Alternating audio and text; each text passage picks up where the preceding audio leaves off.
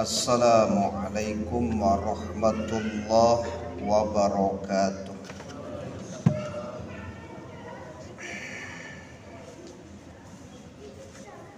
Allahu Akbar, Allahu Akbar. Allahu Akbar, Allahu Akbar.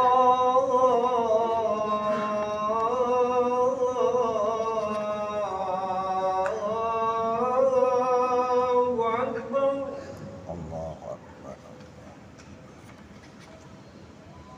Asyhadu an la ilaha illallah.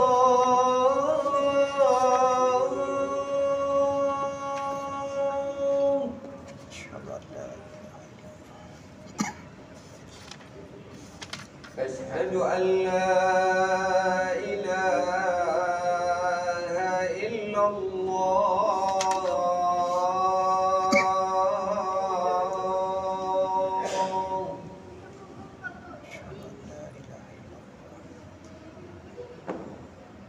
أشهد أن محمدا رسول الله.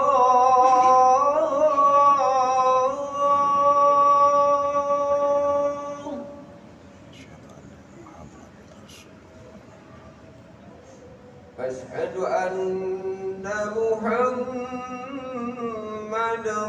رسول الله.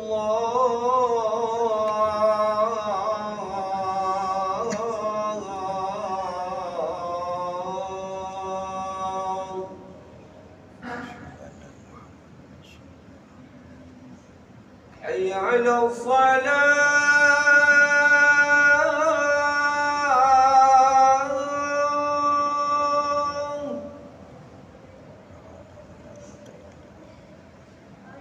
حي على الصلاة.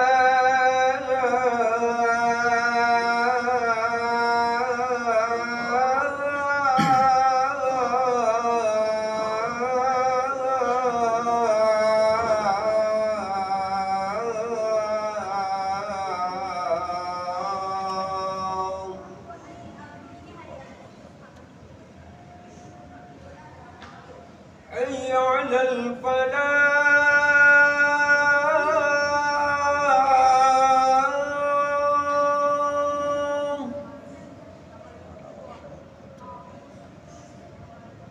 حي على الفلاح.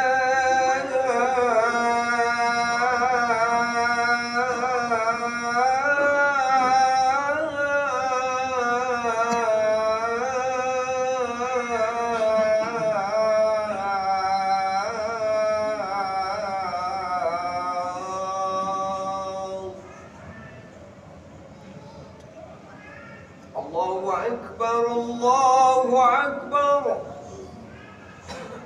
لا إله إلا الله.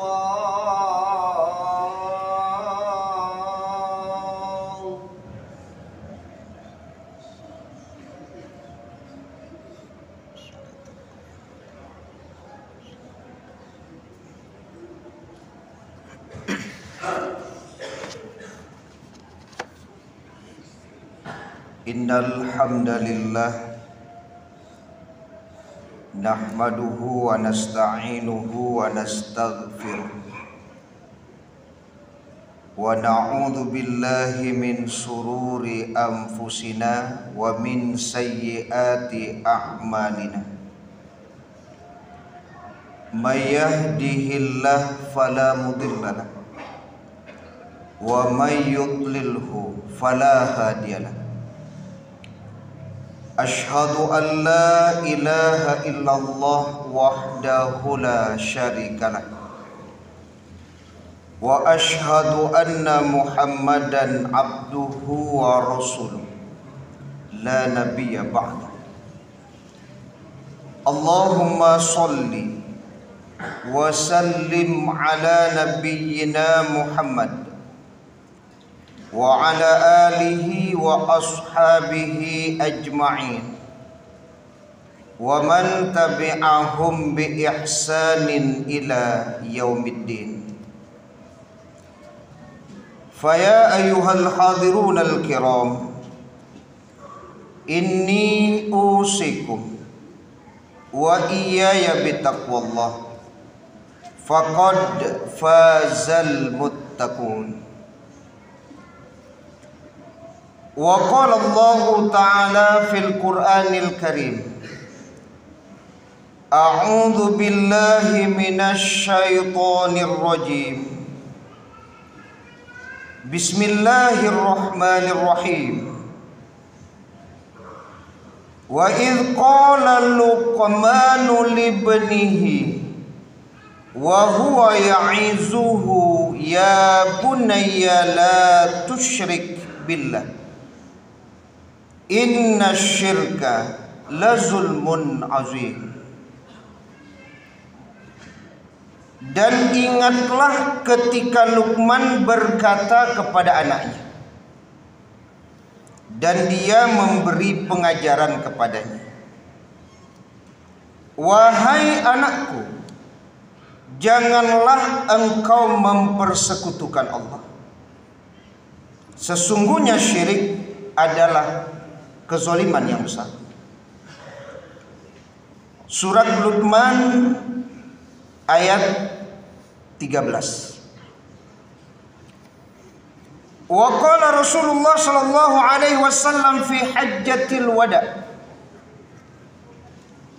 Rasulullah bersabda pada waktu haji wada, haji perpisahan. Ala innama hunna arba, ada 4 hal yang beliau sampaikan menunjukkan pentingnya karena dikaitkan dengan sebuah perpisahan. 4 hal tersebut adalah alla tusyriku billahi syai'an. Janganlah engkau mempersekutukan Allah dengan sesuatu apapun. Wala taqtulun nafsal lati harramallaha illa bil haqq. Dan janganlah engkau membunuh jiwa yang Allah haramkan kecuali dengan alasan yang benar. Wala taznu, dan janganlah kalian berzina. Wala tusriku, dan janganlah kalian mencuri. Hadis diriwayatkan Imam Ahmad.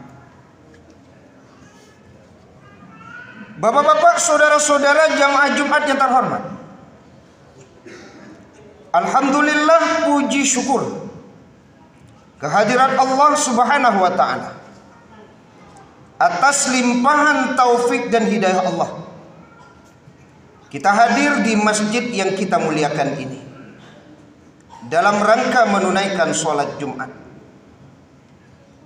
Barang siapa yang mendapatkan petunjuk dari Allah, tidak ada satupun yang dapat menyesatkannya. Dan siapapun yang telah sesat, tidak ada satupun yang mampu menunjukinya kecuali atas izin dan pertolongan dari Allah.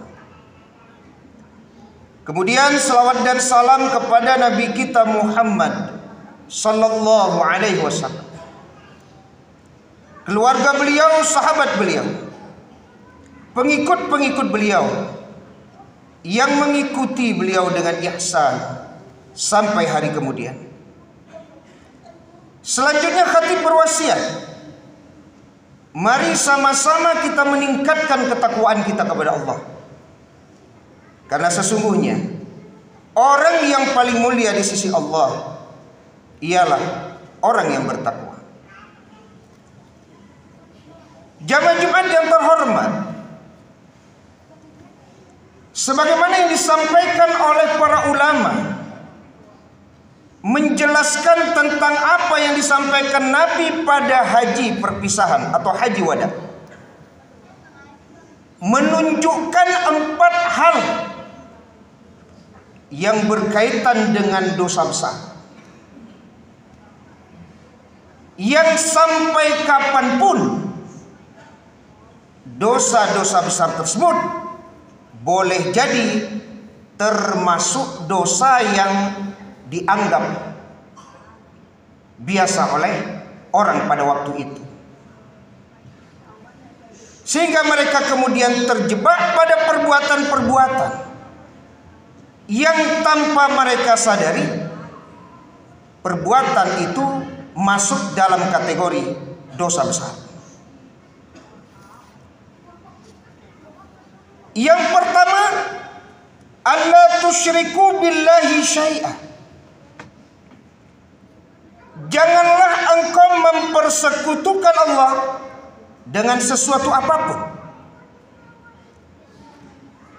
Kalau kita kaitkan dengan surat Luqman ayat 13 yang kita baca di awal khutbah, inna syirka la zulmun azim. Sesungguhnya syirik itu adalah kezaliman yang besar. Ketika seseorang menjadikan Allah itu sebagai wali, maka yakinlah hidupnya itu akan selalu terang menerang.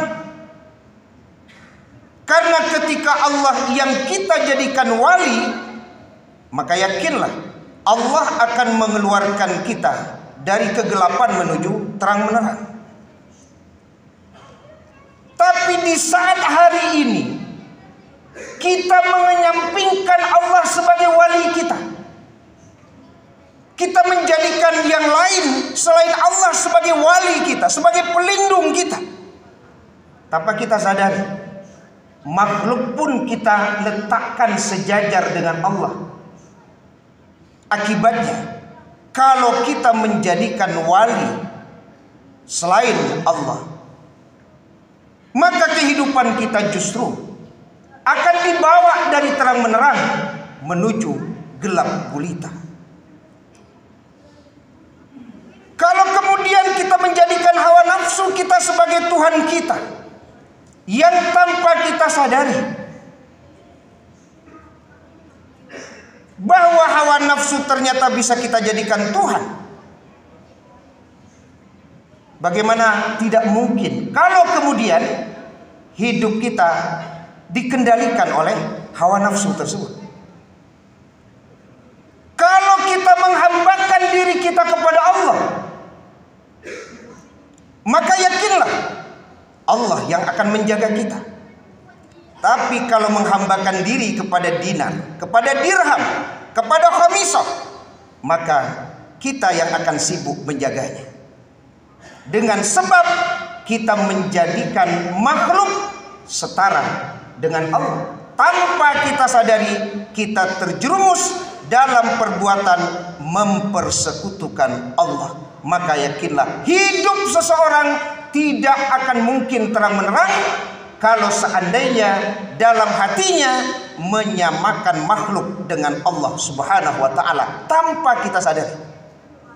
Kalau dikatakan kemudian kita syirik, kita tidak mau dikatakan berbuat syirik kepada Allah. Kalau dikatakan kita disebut musyrik, kita tidak mau disebut orang yang musyrik. Tanpa kita sadari, ternyata kita sudah masuk dalam kategori orang-orang yang ternyata menyamakan selain Allah dengan Allah. Kemudian yang kedua, wala taqtulun nafsal lati haramallah illa bil haqq. Dan janganlah engkau membunuh jiwa yang Allah haramkan kecuali dengan alasan yang dibenarkan. Ini menunjukkan bahwasanya Allah sangat memuliakan nyawa seorang hamba, sehingga menempatkan membunuh tanpa alasan yang benar sebagai dosa besar yang kedua setelah mempersekutukan Allah. Dan ini menunjukkan bahwa Islam sangat menghormati hak asasi manusia, memuliakan manusia. Bahkan membunuh satu jiwa tanpa alasan yang dibenarkan, seolah-olah kita membunuh seluruh manusia yang ada di bumi ini.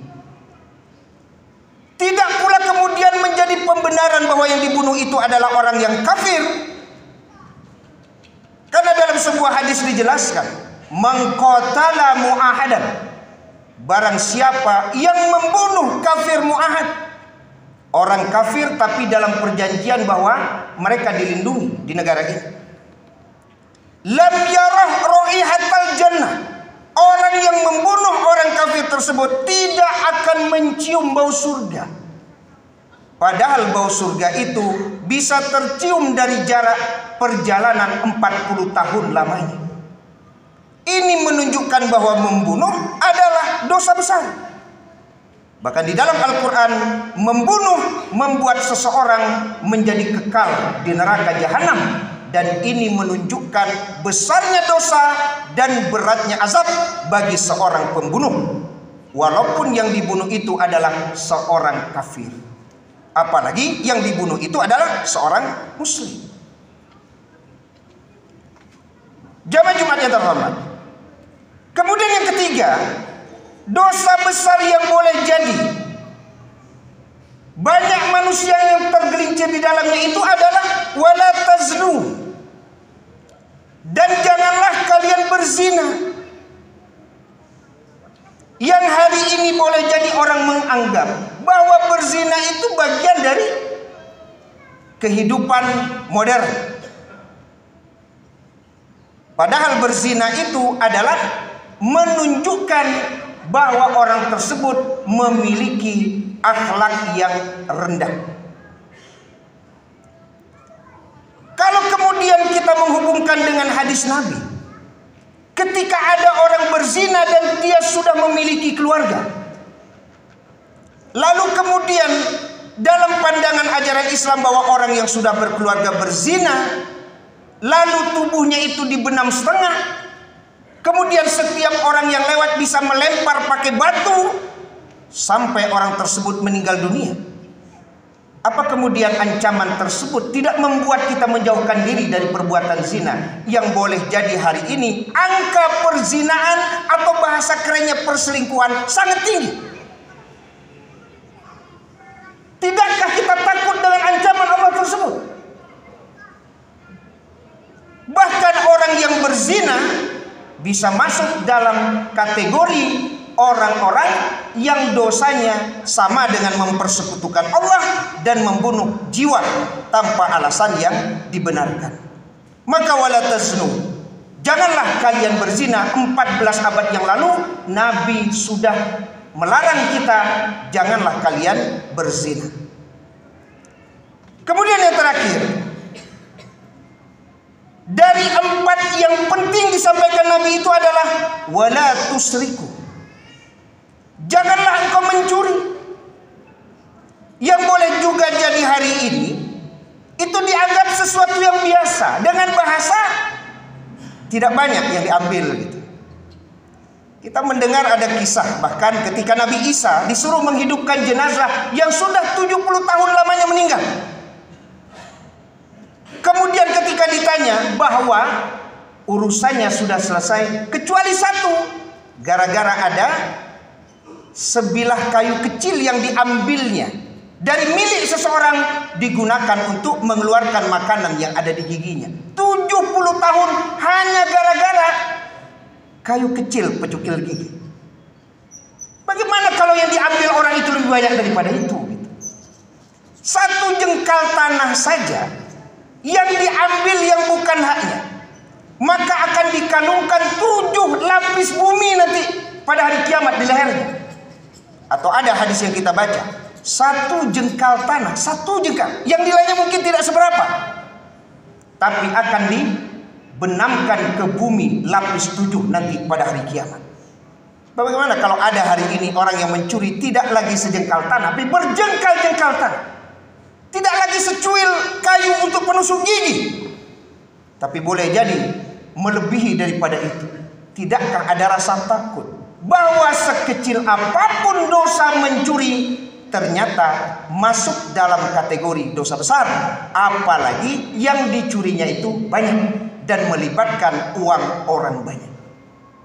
Maka jemaah Jumat yang dirahmati Allah Subhanahu wa taala, semoga apa yang disampaikan Nabi 14 abad yang lalu kita mampu menjaga diri untuk tidak terjebak dalam perbuatan tersebut. Yang pertama adalah mempersekutukan Allah, yang kedua membunuh jiwa yang tidak dibenarkan untuk dibunuh, yang ketiga berzina, dan yang keempat adalah tidak mencuri. Hadis yang kita bahas pada Jumat hari ini diriwayatkan oleh Imam Ahmad. Fa'tabiru ya ulil absar la'allakum tuflihun.